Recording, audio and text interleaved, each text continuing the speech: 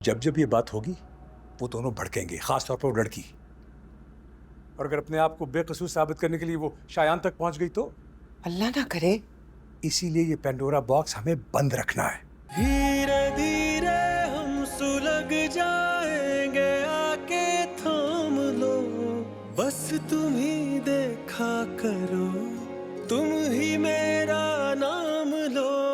अब वो उन दोनों ने शदीद बदतमीजी की है फहाम से, और वो अनस का बच्चा चिल्ला रहा था फहाम पर, ऐसे उसके कंधों पे रख के उससे हाथ धमका रहा था। आप उसे बुलाएं और उससे बात करें। हमारे दामाद पर गुर्राएगा वो, मैं उसके हाथ ना तोड़ दूंगी। मैं तो आपकी वजह से चुप हूं, वरना मैं कसम से, मतलब उसका कद लंबा हो गया, इसका ये मतलब थोड़ी है कि वो हमारा बाप ही बन जाए।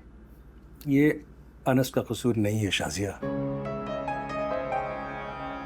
क्या मतलब अनस का कसूर नहीं है? कसूर फिर फहाम का है क्या? फहामी की तो है।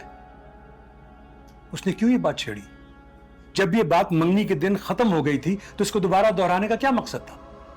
क्या मतलब है? कुछ नहीं, अब्बू को फहाम को बस ब्लेम करने का बहाना चाहिए, अनस को तो कुछ कहेंगे नहीं। मेरी बात सुन लो शहरीन, और दिमाग में बिठा लो। तुम फहाम से कहोगी कि वो दोबारा गलती से भी ये बात नहीं दोहराएगा। इसी में हमारा भला है।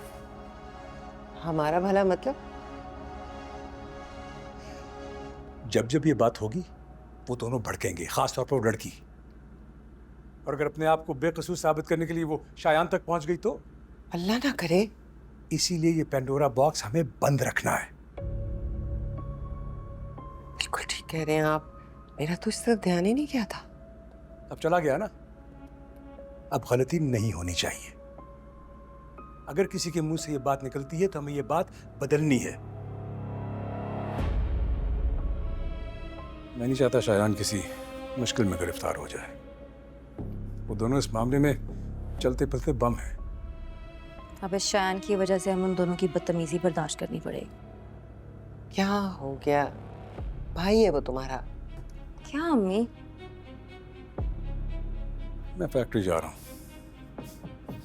शायान ने शौक में फैक्ट्री ज्वाइन तो कर ली, लेकिन काम का उसे अलग बे भी नहीं पता।